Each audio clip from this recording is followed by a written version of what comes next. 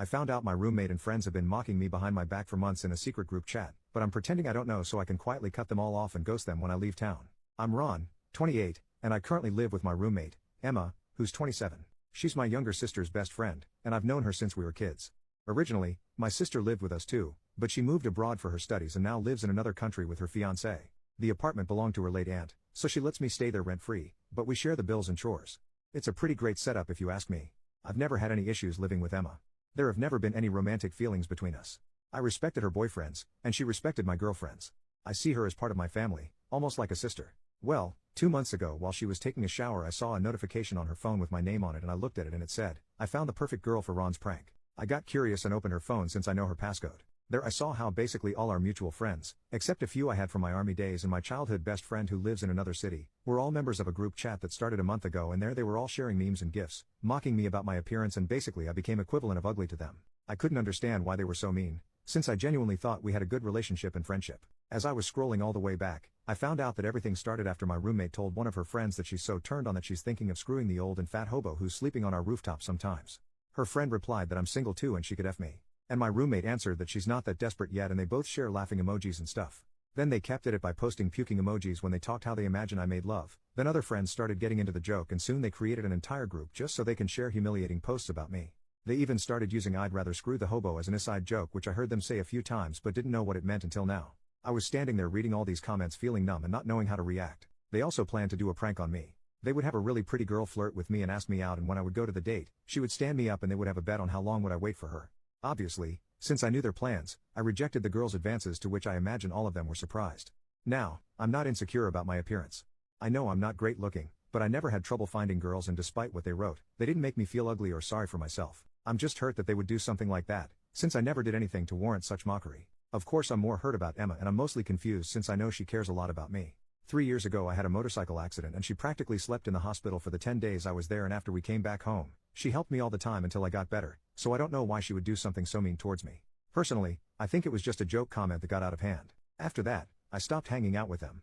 I started using work as an excuse, but I limited my interactions with all of them, including Emma. If I knew they'd be at home, I'd stay longer at work or go for a walk until they left, or I'd go out with my other friends. If they suggest a night out, I'd say I was tired from work or sick and wouldn't go. I've cried a few times. I stayed home thinking about the whole situation. Emma asked me the other day if everything is alright, and I told her I had some pressure at work, since I'm aiming for a promotion. That's not a lie actually. Our company is opening a new branch in another city and I was originally asked to relocate there, but I declined since I would be all alone and had to start my social circle from zero. But after that, I talked with my boss and I agreed to relocate once the facilities are ready, which is January 2025 according to schedule. I haven't told anyone about this yet.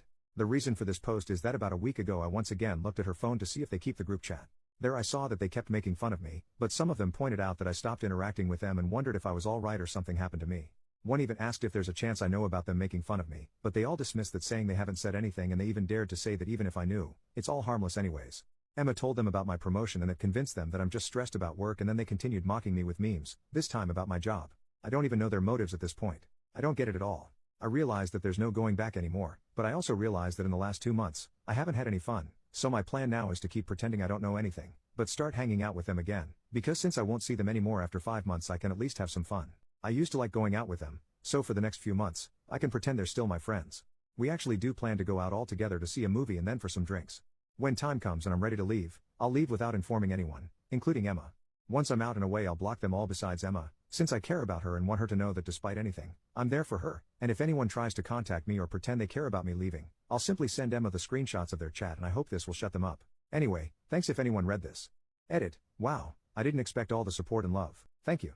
I realize that it's a situation that most people wouldn't want to be in, so treasure your real friends.